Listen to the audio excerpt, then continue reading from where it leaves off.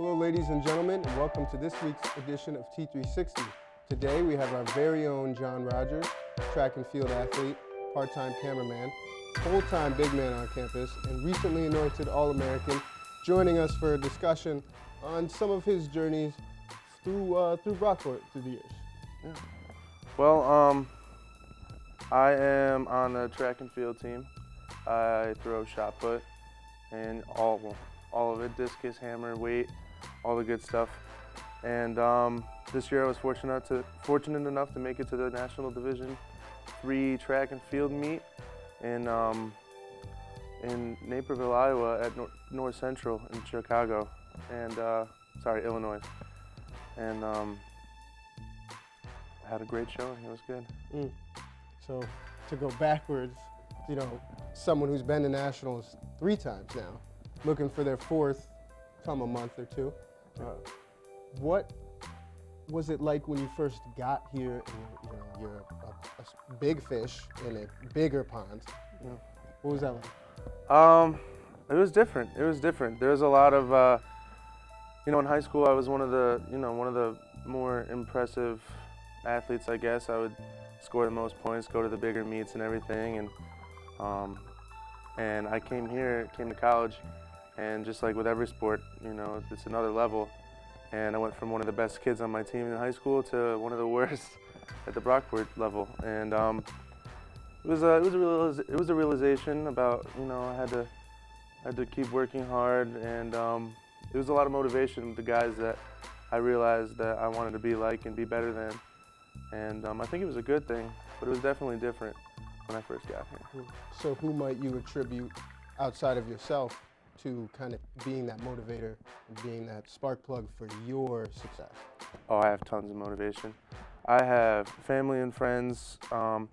My past teammates on the Brockport team, Antoine Keels, Darius Favors, John Bukaki, all these dudes were very they all got me in the weight room every day, made sure I was doing what I needed to do.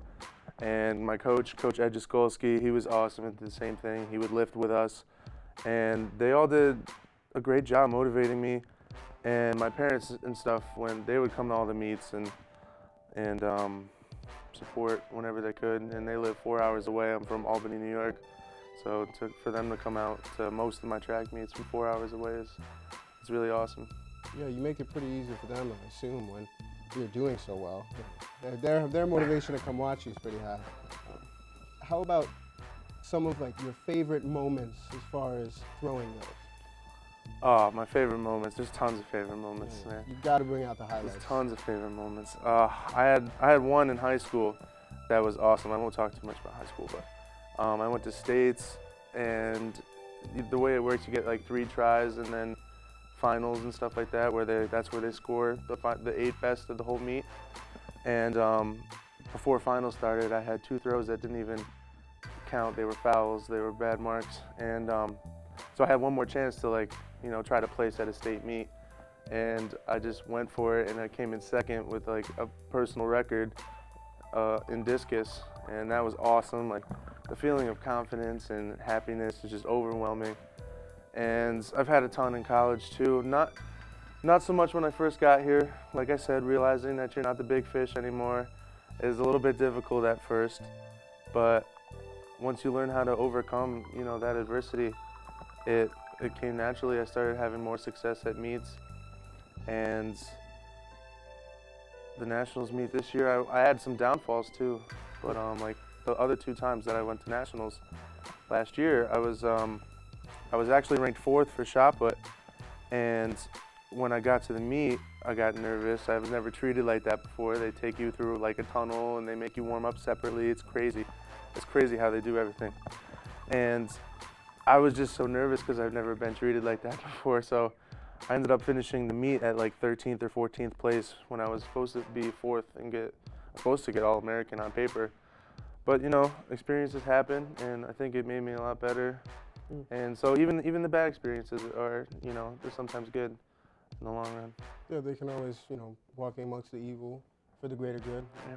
No successful person has ever just gone to that straight line upward. Exactly. And I think now it's time for you to dive into maybe an injury or those issues that you faced that you thought you might not be able to get over those hurdles?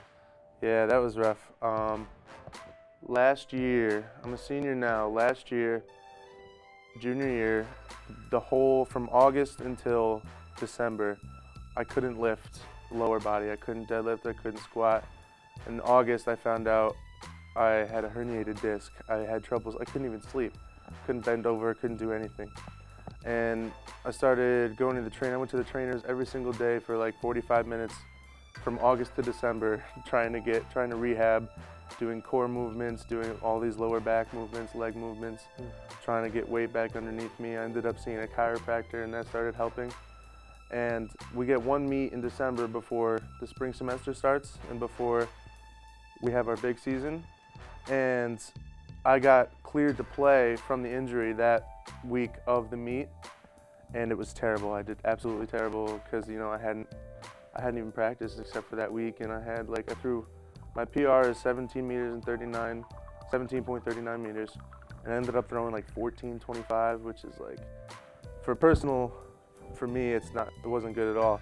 So my spirits were really down in the dump, and I didn't know how I was gonna do it. Like that whole semester, I was just trying to overcome the injury, and then as soon as I kept training hard, especially as soon as I could lift with legs again that week, same week, I started getting weight on my shoulders, weight underneath me, deadlifting and squatting, and the season started in the winter in January, and we had a couple weeks before any of the meets started, and once the meets started, it started going well again, and after like the first week, I had a personal record every single week all the way up until the national meet. Do you remember what you were throwing when you first came back, that meet that you really struggled with? For shot, it was 14 meters-ish in that December meet.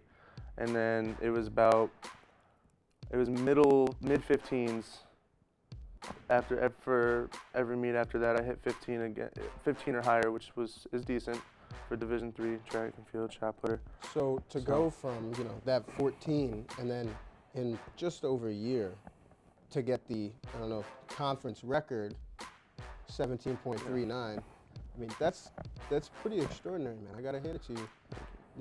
How do you keep yourself still motivated now for outdoor, even though you've attained such success? And a 7-time athlete of the week, these are just 2 of the many accolades my man here has. That's a good question. I always want to better myself. It's different with throwing and track and field. You can reach these huge goals and you can continue to build on your own goals because it's like a very personal sport, a very personal, activity. And one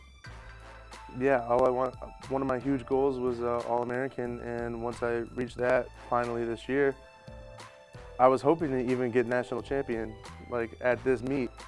And 4th is not a long shot. 4th is decent. I could probably get there, with a little more hard work and effort. So that's all I do every day because I want to leave a national champion. My coach has coached about 13 to 14 All-Americans throughout his career as a throwing coach here at the college, and he doesn't have a national champion in any event yet.